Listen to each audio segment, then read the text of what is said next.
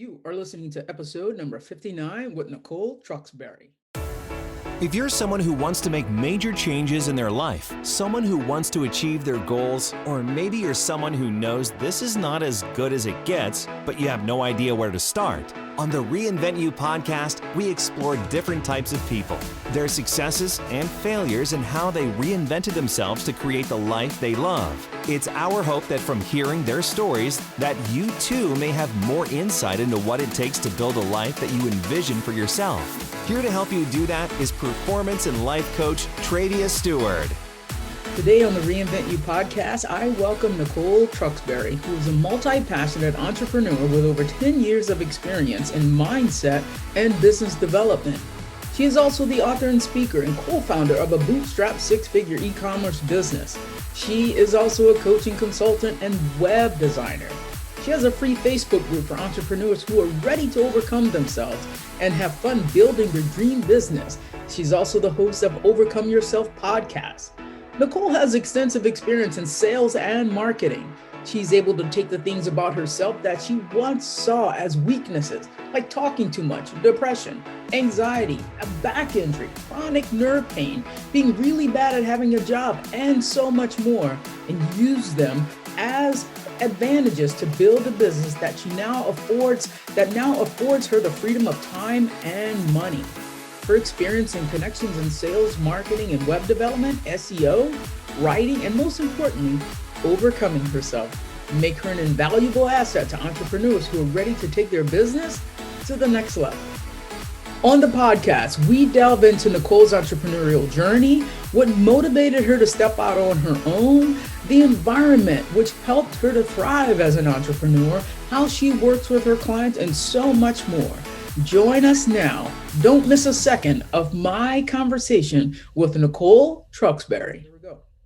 All right. So here we go. Nicole Tuxbury, welcome to the Reinvent You podcast. I am so excited to jump right into this conversation. So first of all, I just want you to give my audience a little bit of context. I know you have such an exciting story of your entrepreneurial journey. So if you will just start off by telling us, my audience, a little bit about Nicole and how you got started, how you came to be the entrepreneur that you are today.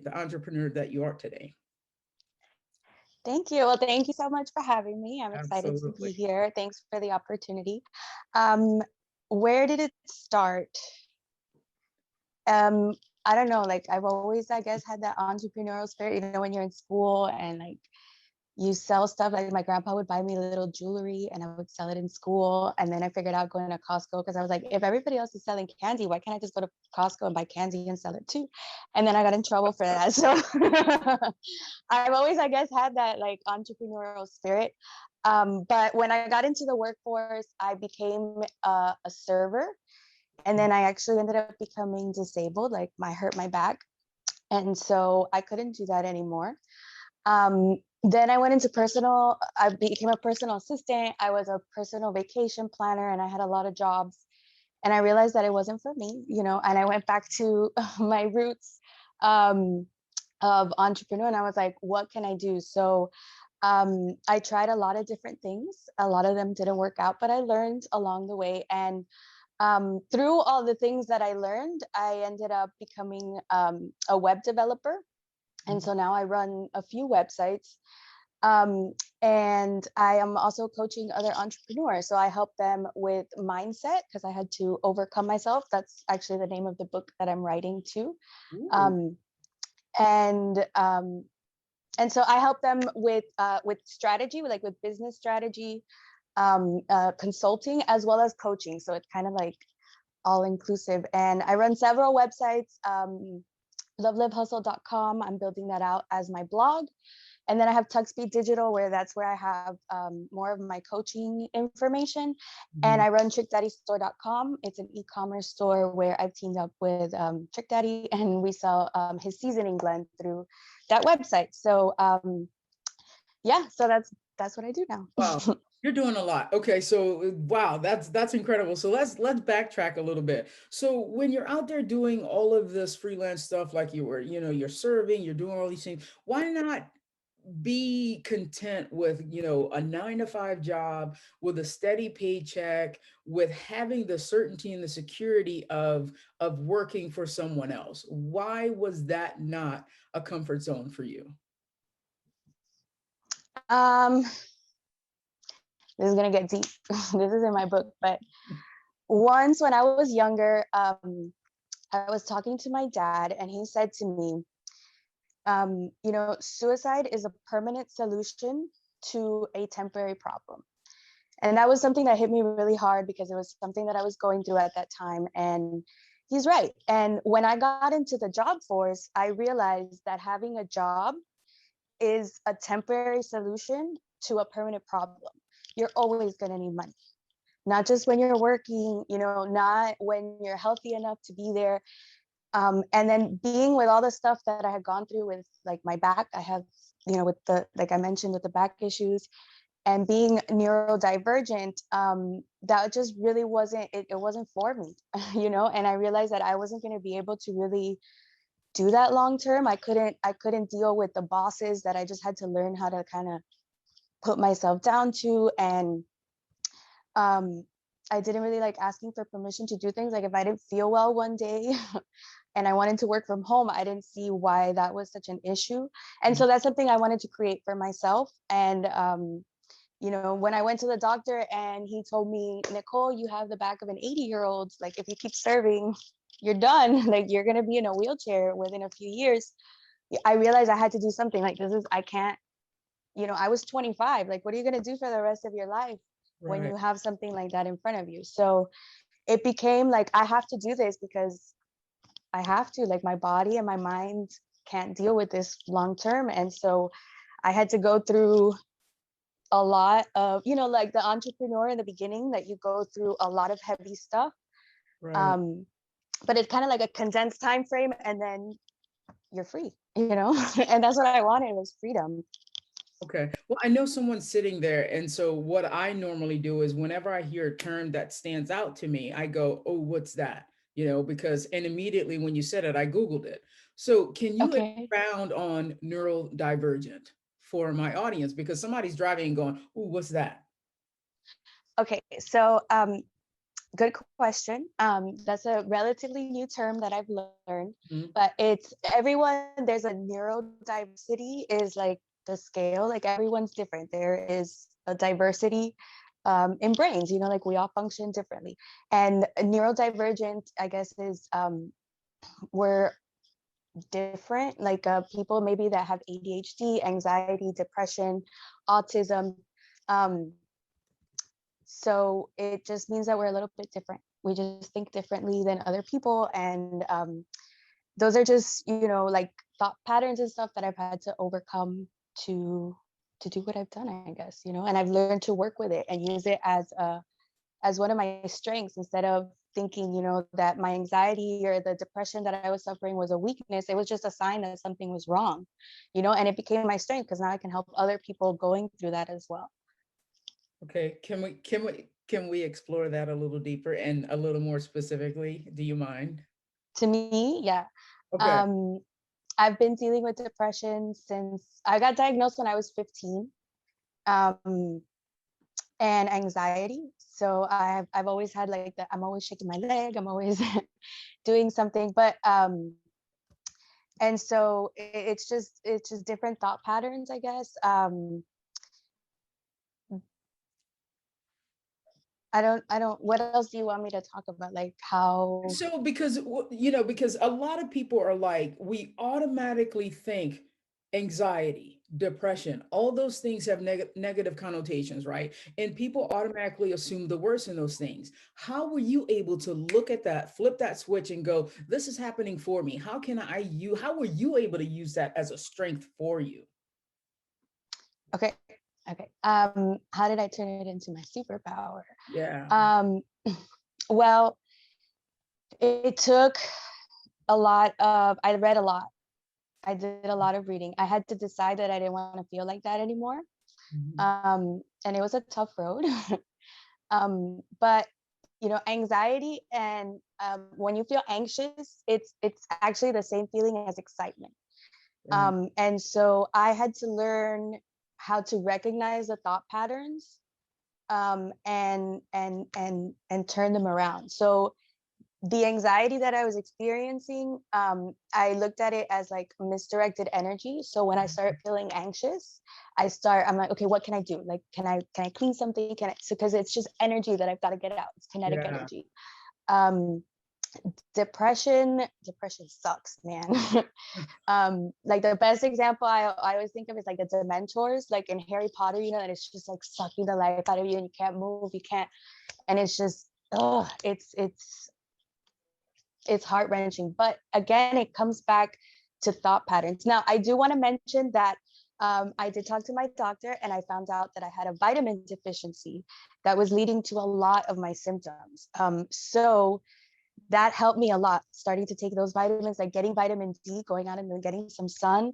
Something as simple as that was something that was a huge help to me. Yes. And so being able to understand that it's okay that I go through sometimes, I'm going to feel kind of down, and using that to my advantage, taking that as time to do self-care, Mm. and if what I'm saying, Yeah. resting, because maybe that's what my body needs. And then if I give myself the time to recharge, I can go back in, strong. And so learning to work with the feelings, learning to work with what I have and accepting it in myself, and not really claiming it. It's something that's happening to me, but it's not me, Mm. and I don't know. I've had to just one step at a time, man, one step at a Love that. time. I love that. Yeah, that's really cool because yeah, it is anxiety and the excitement. It is all the fight or flight, everything about that, and then sitting and going, oh, what's triggering this, and how can you use that? So I love that because like before I started full-time life coaching, I was a theater teacher,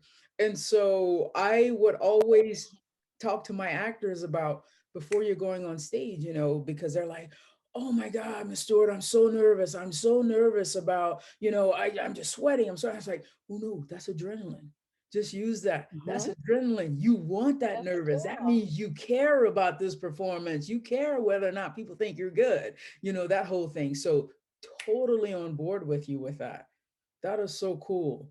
And so I know that gratitude means a lot to you. So I feel like when you have those moments where you're like, it's time to slow down, how do you infuse gratitude in your day in those moments of it's time to slow down? I don't need to go 90 miles an hour right now. How do you infuse gratitude in your day to get the best out of Nicole? I had to learn to do that. Mhm. That was something that was big. It was missing.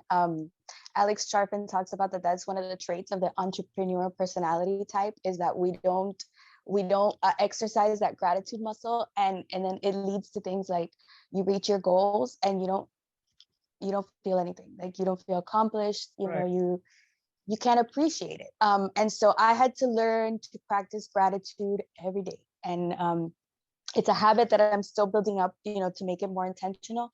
And the way that I've done this, is writing down every day 3 things that I'm grateful for. Mhm.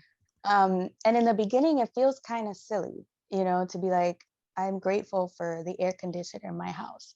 But if that junk breaks down, girl, you know Right. what I'm saying? I live in Miami.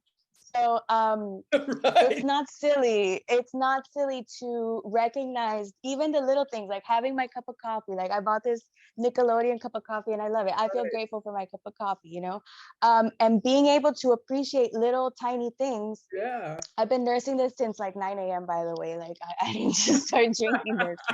Um, but then being able to do those little things during the day, Yeah. and writing down wins, that's helped me to appreciate the bigger things, Mhm. because it's like that little muscle that you're building up, and then when something great happens, you can really lean into it and appreciate. And when something not so great happens, you can stop yourself and be like, hey, I still have all of this to be grateful for.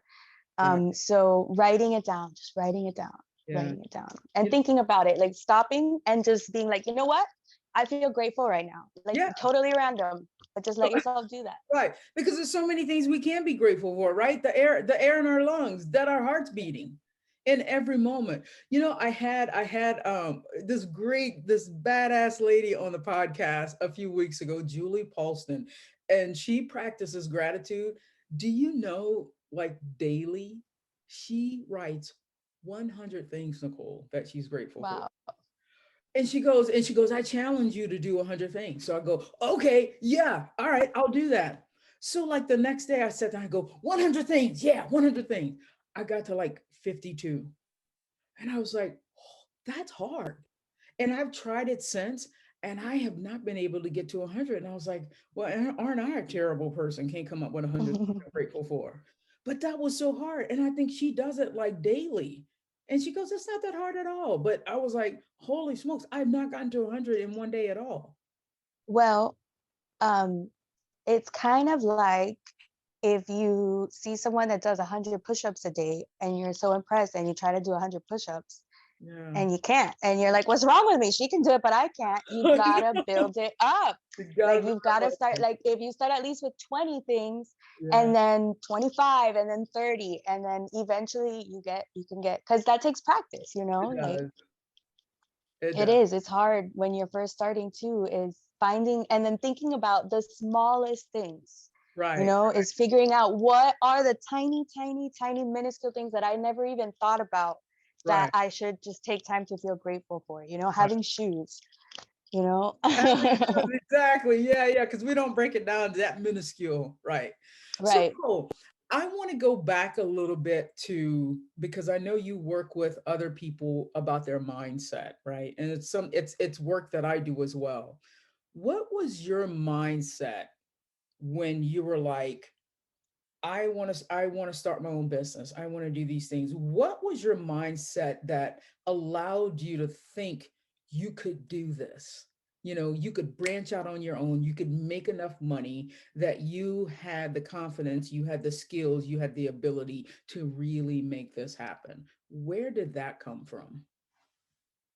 um I saw so many other people doing it, and I'm like, if this idiot can do it, man, why can't I? That You was know what it. I'm saying? Wow. um because you meet some people and you're like, "Ugh," and you're like, if they can do this, I can do this. Like, I know some stuff. um there's just, I saw my dad, I saw some of my family having jobs, and then I saw some of my family owning companies. um Mm, and there it is. yeah, it didn't go very well for my grandfather. Like, it ended up, he had some issues. It was like he was in business with family and whatever. But I remember my dad, like, couldn't spend time with us on the weekend because he was working. And Mhm. my grandpa would take my grandma on 3-week cruises in Europe. you Okay. know, he would come home during the day. He'd be home for lunch. He was the one that basically raised us, my great grandfather. So I think that had a lot to do with it. Um, seeing the difference and being exposed to that. And then I got involved with several MLM companies and some other companies, and I got the opportunity to listen to a lot of people that were making a lot of money. Mhm. I got to have lunch with millionaires, and when you get to put yourself, that's one of the great things about like those home-based companies, is that they give you an opportunity to meet people that are doing bigger things, that are doing things that Yeah. you didn't think could even be possible, and you're like, if they can do this, I can do this. Right. And there's so many things out there, to sell, to promote, to there's a value that you have that you could provide to the world, something that you've been through that maybe somebody else hasn't. Absolutely. um or writing a book, like there's so many things. I love that. So you're in the process of writing a book, since you said that. Is that where Overcome Yourself? Is that the name of your book, Overcome Yourself? I think so, yes. My Okay. editor thinks she wants maybe a little bit more spicy. Okay. um I just, like, that's what I've been calling it since Yeah. That's the name I came up with. So Okay. right now that's what I'm going with. I haven't come up with anything better. Yeah. But yeah, that's the whole idea of it. I thought I was writing a book about entrepreneurship. Yeah. Um, overcome yourself and build a business. And I ended up writing a book about gratitude and habits, Mm. Can you talk which is to like the base of entrepreneurship, okay. Can you talk to the premise or the idea of overcome yourself? It's like kind of, I guess, what we're talking about now. Finding the strength in what you consider to be your weakness, finding gratitude, um, learning how to find gratitude even in the worst situations. I wrote about how I learned to find gratitude after I miscarried my baby, and that was one of the hardest seasons of my life. But it's also one of the times where I had nothing to hold on to except finding things to be grateful for, Mhm. and so that was a huge lesson for me. And so I talk about that in the book, um, and just opening up your mind to seeing opportunities, because at the end it's all about perspective. If you don't have an open mind, then opportunities will present themselves and you won't even see them, when we were talking Right. about that a little bit earlier. So yeah, like, and one of the parts is talking about one of the chapters that I wrote. It was totally by accident. It was supposed to be a section, and I loved it so much it became a chapter. Is finding the superhero in your weakness. um, and how everybody, like David and Goliath, the story, everybody knows the underdog who beats the giant, and everybody thinks it's like, like a mystical rock or something, but it wasn't. I read Malcolm Gladwell, and he did an analysis of David and Goliath, and what everybody considered David's weakness was being a shepherd, right? And that ended up being his strength, because he was a shepherd. He knew how to use a slingshot. And because of that, he was actually like a sniper back in those days. And so that battle was, because his perspective was different, and he came to it, he's like, I'm not going to sword fight you, I'll lose, but you know what I can do? Oh, I'll snipe you. He sniped him right in the head. Right. And so he took what everybody considered to be his weakness, and he used it as a superpower. Mhm. And so a lot of times, as underdogs, what we consider to be our weakness, and if you watch superhero movies, that's always what it is. It's what they think is the weakness, is the strength, is where the strength lies. And I've always loved that, Yeah. because there's a strength in us, and if we just adjust the perspective, it's all the perspective, with Yeah. gratitude, we take that and we do something incredible with it. If I wasn't so like all over the place, I wouldn't have so many projects, that are Yeah. working right now. You know Right. what I mean? So you just learn to use it. Wow, I love that. And it is all perspective. And I know that somebody, because not everybody, it's easier for, coaches to go, oh, there's a lesson in everything, you can find gratitude and a lesson in everything, but a lot of people are like, that's bull, So if you don't mind sharing, what would you say the lesson was, or what was the thing that came out of, and maybe this is too personal, and I can totally cut it out if you don't want to share, but in the miscarriage, what was, because that's so personal, and most people be like, what, there's nothing, that was just totally, just, it's so bad, there was nothing I learned from that. But what was the thing for you, Nicole? um I learned that, like there was something going inside me, like there's a little person, Yeah. and suddenly I felt so small, like I felt so, like things that I was taking so seriously really didn't matter. Like Yeah. there's new life. And so that in that time I learned forgiveness. I had to forgive, like, I held anger towards people, and then I realized that it was like, I was like, this is stupid, like there's a baby coming, I want everybody just to be happy. And and so I did a lot of forgiving in that time. And like I said, gratitude, when you have nothing to hold on to, that's the only thing you can grasp at, and it was finding gratitude and realizing how powerful it can be. And Yeah. um, so like I realized that I didn't want to be in the same financial situation because that was Mhm. kind of an accident when it happened. I was with someone and we were happy, we were excited, but it wasn't planned. Um, and then I realized that, once everything had happened and I had been sad, whatever. Um, I didn't want to be in the same financial situation. The next time, because I know I want to have kids, but I wanted to be able to know I could go buy some milk and not have to, worry Yeah. about, Right. what's up.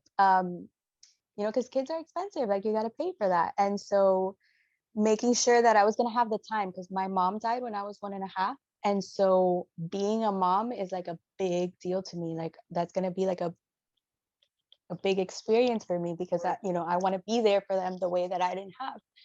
Um, and so just really kind of reorganizing everything and seeing like there's a trajectory, and seeing into the future and being like, I got to set this up now. If I want to, Yeah. if I want to have like a house in 5 years, that's got to happen now. If I want to have this, I've got to build it now.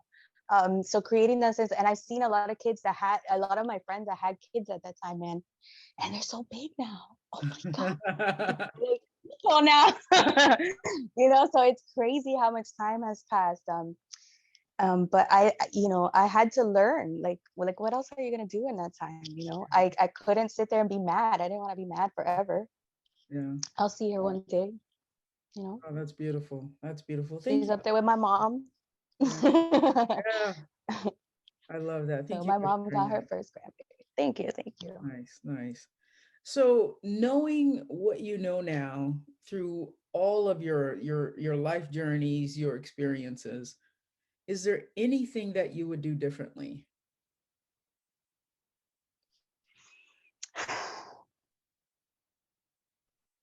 Yes and no. Like, of course, I would want to, but you can't because I wouldn't be me. Without all the stuff that I went through, I Mhm. wouldn't have learned the lessons. I wouldn't have grown up so fast. So Yeah.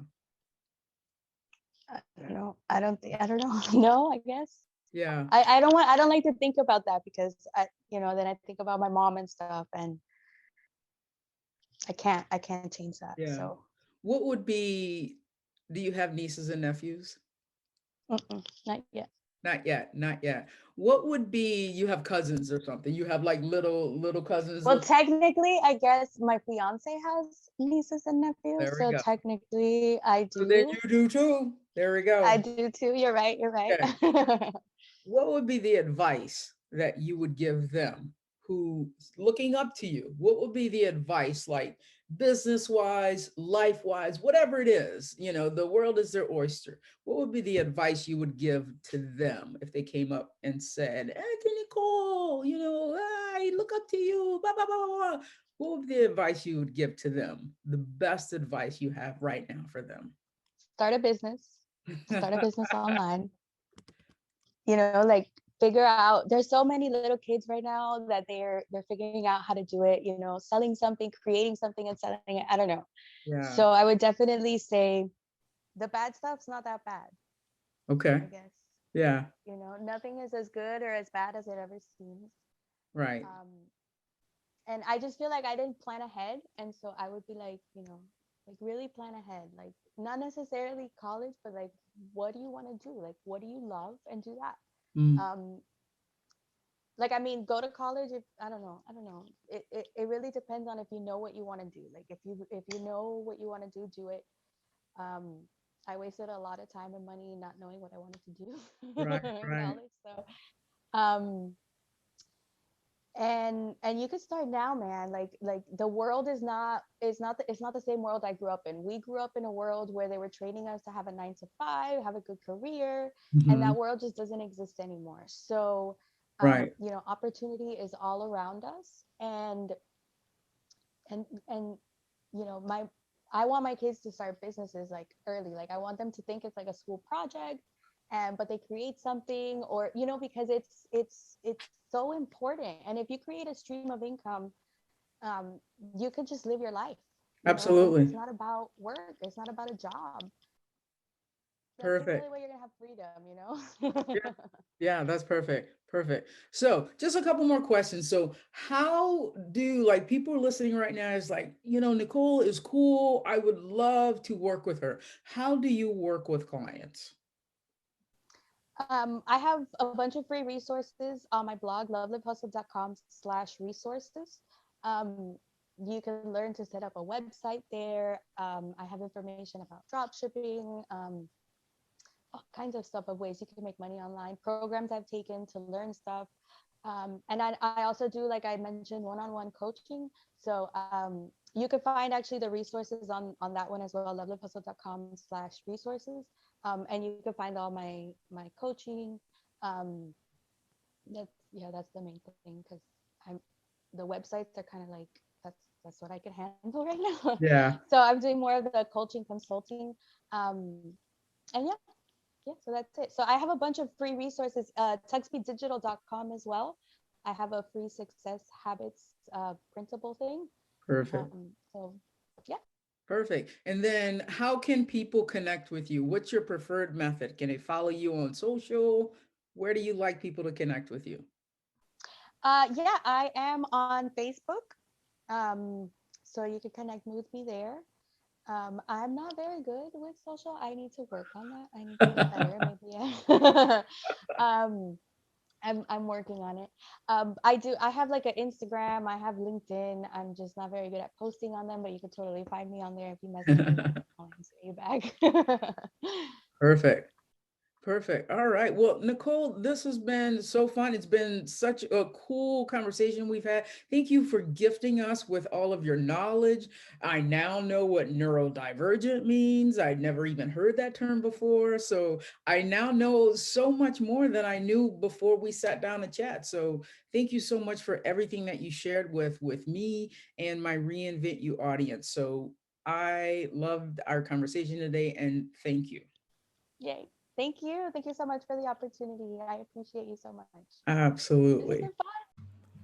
If you like what you're hearing, and perhaps you're interested in having a complimentary conversation with me, click the link at the bottom of the show notes. Thank you so much for listening. If you even want to know more about what I'm up to, head over to traviastewart.com. And if you like seeing the videos of the podcast, every episode is on my YouTube channel. Take care, guys.